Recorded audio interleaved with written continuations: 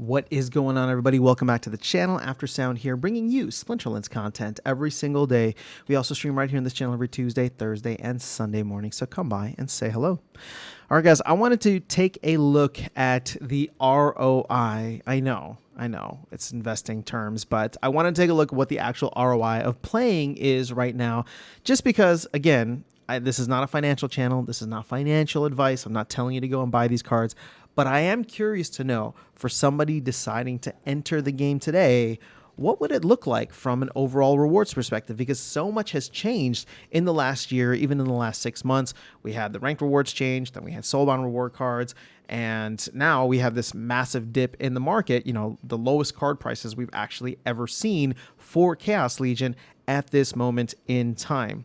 So I'm using Splinter cards here, and you can see to get a maxed diamond or just a maxed Chaos Legion deck in general, you could spend $2,800. I'm curious to know rewards for the Chaos Legion frame. It's 184.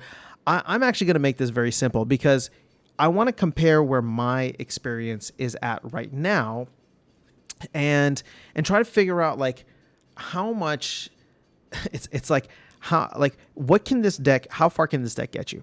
In my opinion, I think you can easily get to Diamond 2, probably even Diamond 1, which is where I'm playing with a maxed Chaos Legion deck. Now, keep in mind, my deck is not even maxed for Chaos Legion, and I don't want to use the value of my deck because I do have a lot of promo cards in there, like Lux Vega, like Dr. Blight, which are awesome, but not necessarily essential to make it to even champion. Right? We know many folks, or at least I know many folks who are making it to champion with just a maxed Chaos Legion deck. They don't have any of Riftwatcher cards or any of the promo cards. They just have a maxed Chaos Legion deck. So I don't even have a maxed Chaos Legion deck. Most of my Chaos Legion summoners are still at gold level. Most of my monsters are still at gold level. The only thing I have maxed out are the reward cards and, of course, any promo cards that I was able to get the full BCX of, but not even all of them. So that's why I'm using this $2,800 as a bit of a baseline. But I would even say there's probably cards in here that you don't necessarily need. Although, if you want to supplement with the rewards cards as well, which I think would be good, right? The Jin O'Shaughnessy's,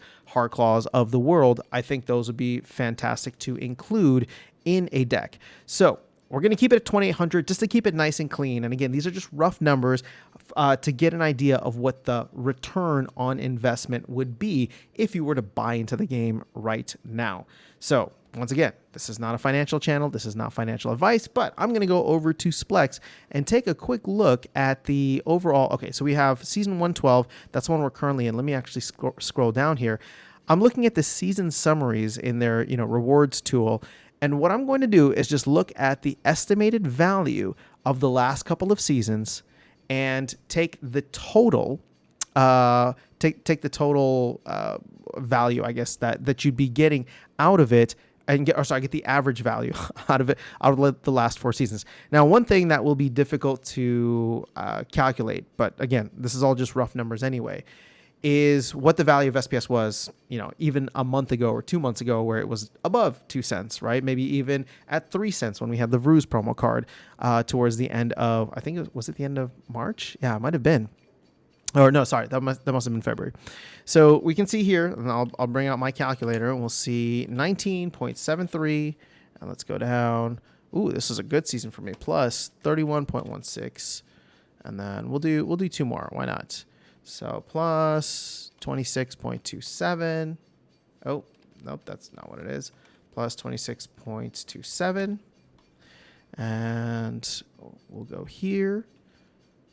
Plus 21.12. I kind of want to keep going just because I know we've had, let's go with 6 seasons because this will take us back 3 months then. Plus, this is high, 43.53. Sorry, I'm really not trying to screw over the numbers here, but I guess I was lucky on packs that season. And then last one is 27.02.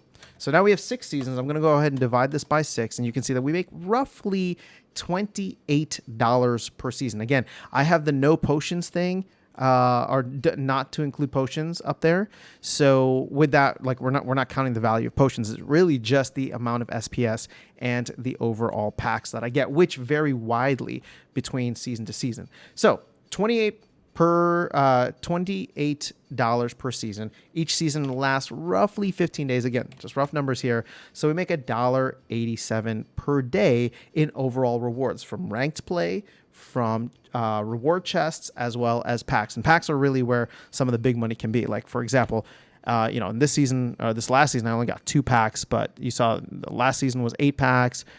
5 packs before that. There was a big one. See, 3 packs here, but then 13 packs in a couple of seasons ago. So again, we're just using rough numbers. You take that $1.87 divided by the 2,800, right? This is your daily percentage rate. Multiply that by 365 to get your annual percentage rate. And you're sitting at 24%, which is a lot higher than I expected. Now, again, maybe this is a little skewed, right? Because we had like a great season with a lot of packs, and I have been able to get, a decent amount of champion chests just by playing mainly in diamond, but then working up to champion by the end of season to earn those champ chests for the season. But ultimately, I think that anybody coming in with a max Chaos Legion deck can easily attain that. And here's the thing. I think you can build a deck for less than 2,800 that can compete at that same level too, right? That's just my thought. You don't need the Lux Vegas. You don't need the Dr. Blights. If you have maxed cards, I get dominated by cards with max decks all the time because mine are still gold level monsters that I'm trying to, they're just trying to pretend that they're max level, but they're clearly not. We're punching above our weight very much so in my teams. So again, is 24% good? Maybe, maybe not. Again, this is not supposed to be should you make this financial investment? But for me, when I'm looking at this, the ROI of a game, right? At the end of the day, the ROI is, do I enjoy it? Am I having fun playing it? And the answer for Splinterlands is still yes.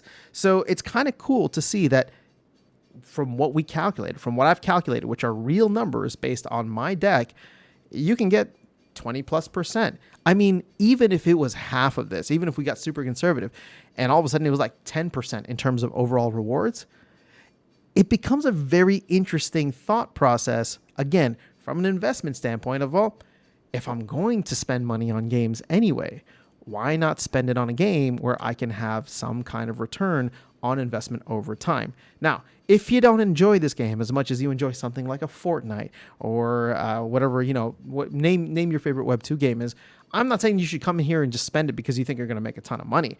I'm just saying that if all things are equal and you enjoy the style of gameplay on this versus something that's Web 2 or doesn't allow you to own your assets or earn, it's an interesting thought process. That's all I'm going to say. So 24% was a little bit higher than I expected, but ultimately that's kind of where that's kind of where I think it should be. And if you don't mind, I'm going to go through one more real quick, and I just want to show you my thought process here, so we can take the numbers and maybe try to find something else. So I just want to see the current season. I'm at 84 SPS from 200 battle SPS, and then only 84 SPS and chess. Now, actually, let's go to finished seasons. So here's a 259 battle SPS versus a 528. So I had almost double in the reward chests. Here's another season where 259 battle SPS and 567 in reward chests. We see here 276, 363, 237, 278. Okay, so these are more at parity here. Or actually, I'm sorry, battle SPS was higher in that sense.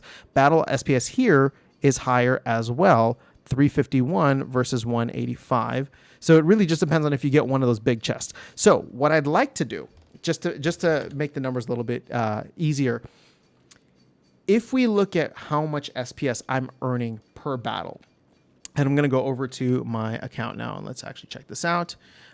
Keep in mind, SPS is at, well, we'll go back and get the SPS price. So I am earning, there's 2 SPS here for a battle 1. And again, I'm in low diamond 1, right? So at the bottom of diamond 1. So we can see here, come on, mouse. Oh, whoops, I had the thing clicked. All right, so I have 2 SPS here, 1.78, 1.75, 1.8, 2.5. That must have been like a daily quest, 2.2, 1.9. Okay, so just to be conservative, let's say 1.8, right? 1.8 SPS. And I think SPS is about, let's actually go to Splinter Card so we can actually get the up-to-date information. So 1.8 times 1.017, 1.7 cents, right? So 1.8 SPS times 0.017 puts us at about 3 cents per win in Diamond 1, right? Now, I play 24 battles a day because that's what I'm given from an energy standpoint. Let's assume I'm an average player. I win 12 of those 24 games, right? Just 50% win rate. So I multiply this by 12. So all of a sudden I'm making 36 cents per day. Now, as we saw, your chest rewards for SPS are roughly equivalent in number. Sometimes they're higher if you get a jackpot, but let's assume we don't get a jackpot. So we're just going to go ahead and double this now, right? So multiply this times 2 so that you have half of it being your battle SPS, the other half being your reward SPS. And we're not counting packs because packs are just, sometimes you get them, sometimes you don't. But now we're at 73 cents, which is significantly lower than what the other one was, right? So we divide this by 2,800, multiply it by 365, and now we're sitting at like 9.5%, maybe just under 10% if you also want to consider the fact that packs are not included here. So there's your range, right? 9.5% to 24%, somewhere in that are real numbers from my account that is playing in Diamond. And I do believe that you can very easily get past Diamond 1 with a $2,800 deck from, by spending $2,800 to get a maxed Chaos Legion deck. So just giving you those two different perspectives. I'm curious to know, though, how do you guys feel about those numbers? Again, please don't go and ape into the game because you think that it's a good investment right now. I've said many times that we don't know where the bottom is, and I'm not trying to get people to ape in. I'm just trying to see at this moment in time, what does the return look like, even with all of the asset values down as much as they are? And I would say someone coming in from, as somebody who played a lot of games in the Web 2 space throughout my entire life, it's kind of interesting to get somewhere between 10 and 20% for playing a game that I actually like with a community that I like even more. But maybe that's just me. I'd love to know your thoughts. Let me know in the comments below. I'll catch you all in the next video and see you around the game. Take care.